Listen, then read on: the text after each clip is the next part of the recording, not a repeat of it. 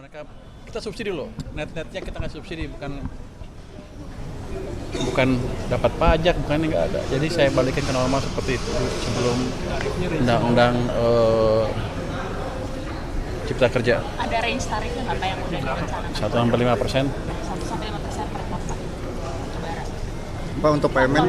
Kalau untuk DHE Pak kan akan diubah aturan DHE ekspor sumber daya alam.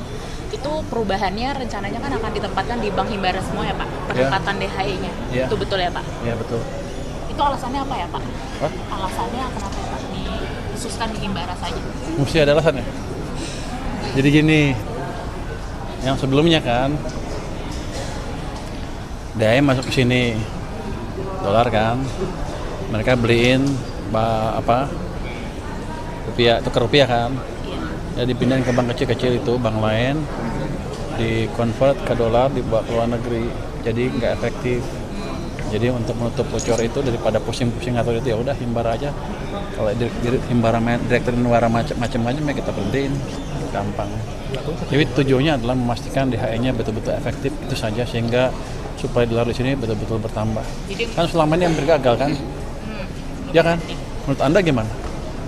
Kalau udah gagal kita diemin apa enggak? Jadi ini yang evaluasi yang kemarin diomongin ya Pak, perubahan ini. Kan kemarin katanya pengen dievaluasi aturan DHE dari istana. Ya hasilnya seperti ini Pak. Sudah evaluasi dan ini hasilnya. Oke. Jadi konversi ke rupiahnya juga dibatasi ya Pak? Jadi hanya boleh 50% aja yang boleh dikonversi ke rupiah dari DHE yang tempatkan itu. Oh, itu lain lagi kalau konversi tanpa underlying seperti itu. Bukan 50%. Berapa deh? Nanti deh. Pak, kalau untuk bukan persentase tapi jumlahnya berapa puluh ribu dolar gitu. Keringan tahun depan Pak? Efektif? Saya pikir kalau begitu keluar ya berlaku nanti. Saya tergantung PP-nya. Jadi belum fix ya Pak, kapan berlaku efektifnya, belum tentu sampai 1 Januari 2020. Saya sih harapin begitu keluar. Pak, kalau untuk PMN? Keluarnya sekarang sampai minggu depan harusnya udah keluar.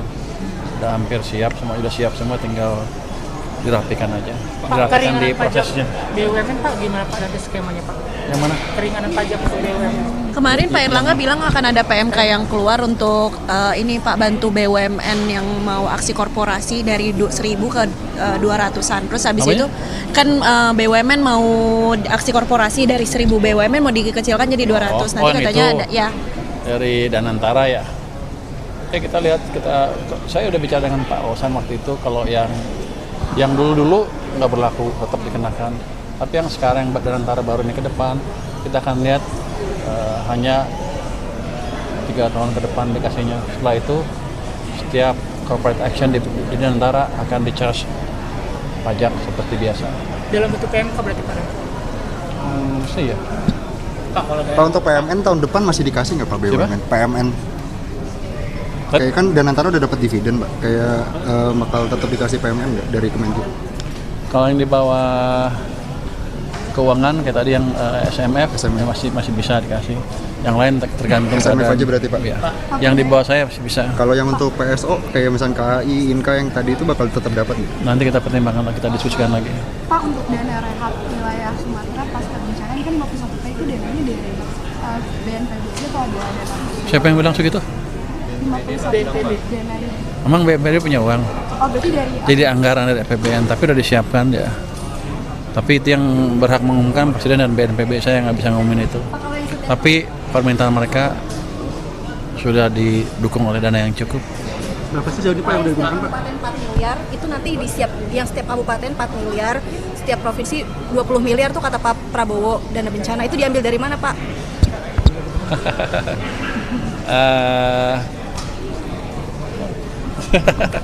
Jadi gini.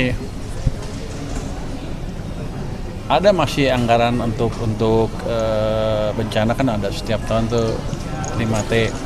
Itu satu. Nanti kita sudah sisir anggaran 2026.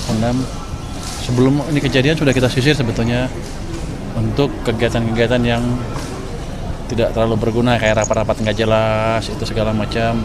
Jadi kita bukan potong anggaran ya, efisiensi kan. Sudah kita lihat itu ada sekitar ada 60 triliun lah dapat. Jadi nggak usah terlalu khawatir, anggarannya ada. Bukan dari pemotong anggaran tapi dari mengurangi kegiatan-kegiatan yang nggak jelas. rapat nggak jelas. Ini yang jelas sih nggak apa-apa ya. Jadi kita disisir tuh. Begitu APBN-nya selesai kita sisir semuanya. Kita nggak mau ngulangi lagi seperti tahun lalu, gimana kita potong aja asal potong gitu. Dari situ ya untung dari situ ya masih ada cadangan, jadi nggak usah khawatir.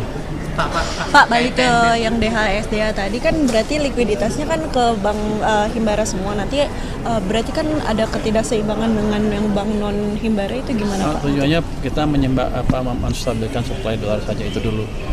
Nanti kalau itu udah rapi baru kita pikirkan ke depan seperti apa. Kan lucu kan kalau kita punya kebijakan yang nggak jalan tuh kita diem aja. Jadi adjustment terhadap apa yang terjadi selama ini.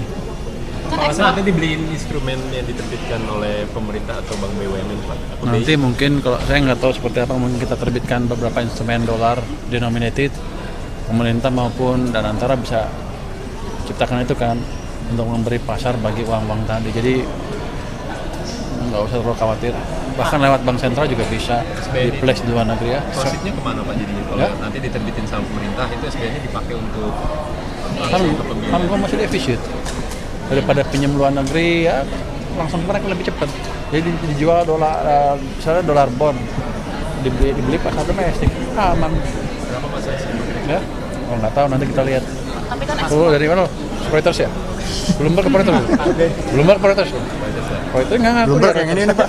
Ini yang Bloomberg Pak. Asing lu ya. Lo mau nyerang apa lagi lo? Tapi eksportir kan juga banyak yang dari bank swasta ya Pak pembiayaan. Bukan ekonomis yang bilang lu ya? Ekonomis yang bilang lu apa lo? Dibilang lo ngabisin duit, gimana sih? Kok juminain duit? Jadi lu pas tuh, lu salah kali nulisnya lu, yang bener lu. Bukan. Ganti ya, ganti enak aja. Kita gantian kan. Ini kan udah hampir akhir tahun Pak, minta evaluasi fiskal tahun ini dong Pak. Pandangannya apa aja evaluasinya? Jadi kita lihat kementerian lembaga membelanjakan uang dengan lebih baik di akhir tahun ini. Jadi kita harapkan dorongan ke ekonominya lebih signifikan lah di akhir tahun ini. Karena mereka tahu juga kalau mereka nggak belanja betul tahun depan saya akan evaluasi. Terus defisit masih bisa ditekan di bawah 3%. Jadi anggaran kita masih aman. Kalau pajak Pak bisa tercapai Pak? Jadi ada plus minus ya. Kira-kira kalau target yang penuh mungkin enggak yang seperti APB, tapi sekian persen di bawah masih tercapai yang membuat anggaran kita aman tadi. Pak, kalau PNBP Pak dan sektor pertambangan khususnya mineral akan ada optimalisasi nggak Pak? Apa tuh optimalisasi? Pendapatan negara dari sektor pertambangan Pak. Dinaikin maksud lo? Nah, lu ngomong terus terang aja. Karena kan tadi saya habis Lu dari Komisi 12 dari Pak. ekonomis tuh. Akan ada optimalisasinya nggak Pak untuk pendapatan royalti dari tambang Pak? Yang tadi kan pajak ekspor kan yang batu bara. Yang lain belum kita lihat. Nanti kita pelajari lagi. Oke. Oke ya. Makasih teman-teman.